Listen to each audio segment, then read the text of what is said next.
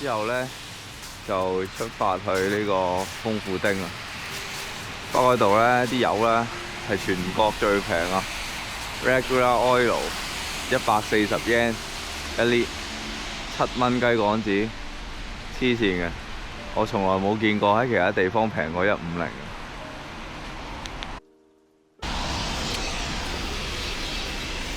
揸200幾公里，就梗係買啲嘢飲先啦。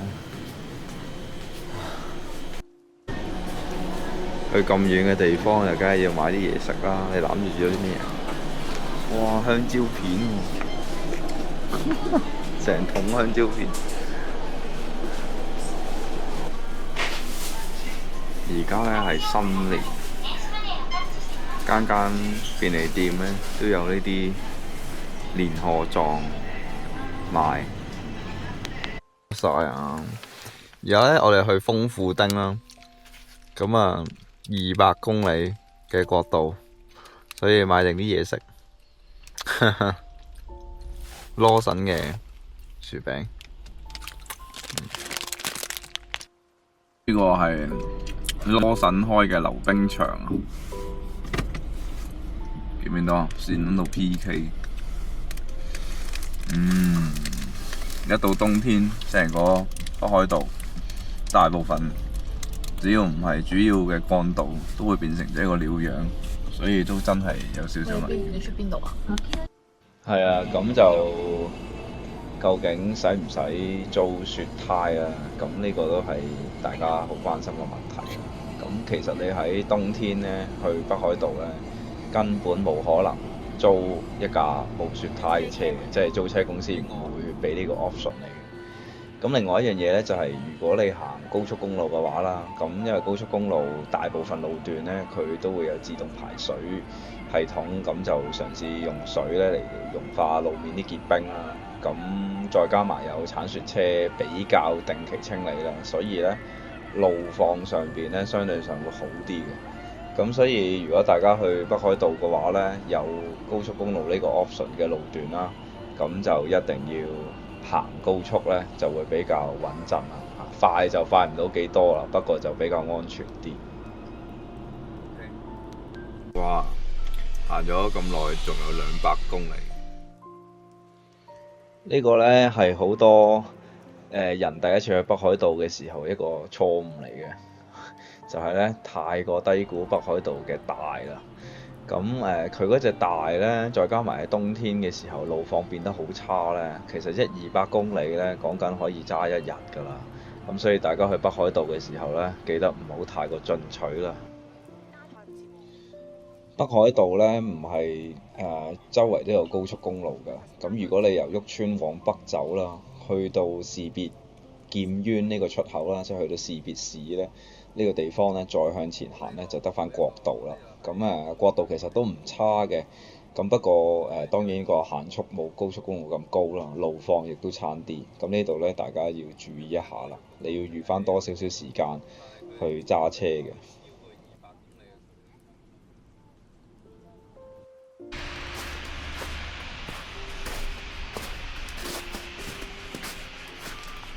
哇！有陣時係要見到呢啲咁舊嘅鋪頭，好似30年前咁，唔知會唔會有菲林呢？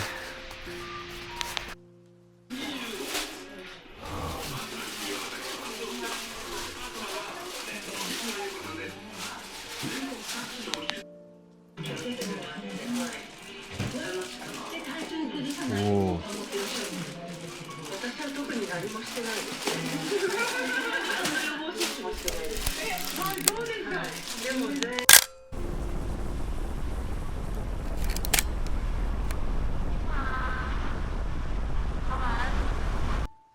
對住遠就得。呢個係喺去寺內途中一個。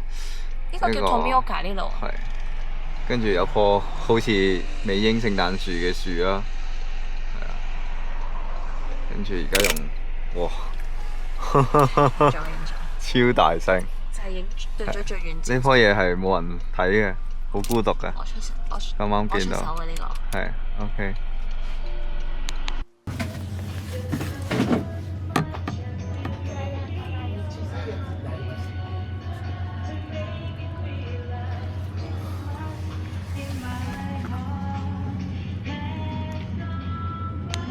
揸極都未到，都天黑啦，仲有72公里。哇！前面兩架車，前面架車喺度拉龍，唔係，其實我而家咩都睇唔到啊！前面架車喺度拉龍，行40，屌！唔知佢哋去邊好咧？撚想瞓覺啊！而家我搣一搣你啊，冇事啊！係行30啦，而家行30啦，屌！咩事啊？係咪死火啊？係啊，OK。哦，係咩？咁我而家機拍到好屈。屌！網上終於到呢個豐富丁啦，係啊，咁原本上嚟國立公園，不過去到嘅時候已經天黑啦。但係呢，其實先至4點零鐘啫，真係太快天黑啦。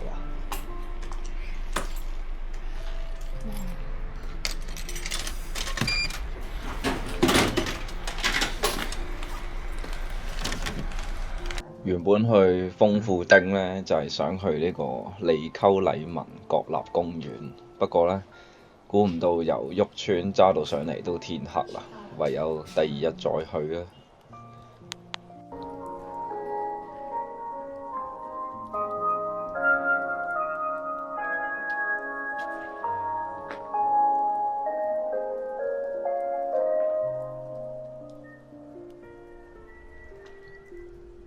咁大家咧可以留意一下咧，車線左手邊咧喺個頭頂上面有支箭嘴嘅，咁嗰啲箭嘴其實係話俾你聽咧，嗰個路坑即係個路邊嗰個位置去到邊度。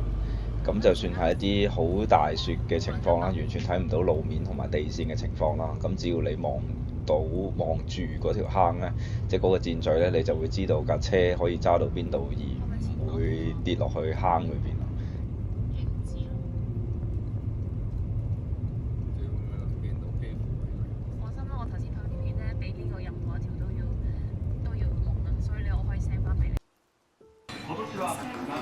呢個係，哇！呢個係冬天 Sukiya 嘅名物，唔係間有嘅，同埋淨係秋冬天先至會見到呢個鍋，呢個真係超正，係嘛？叫亂嚟 hea 鳩。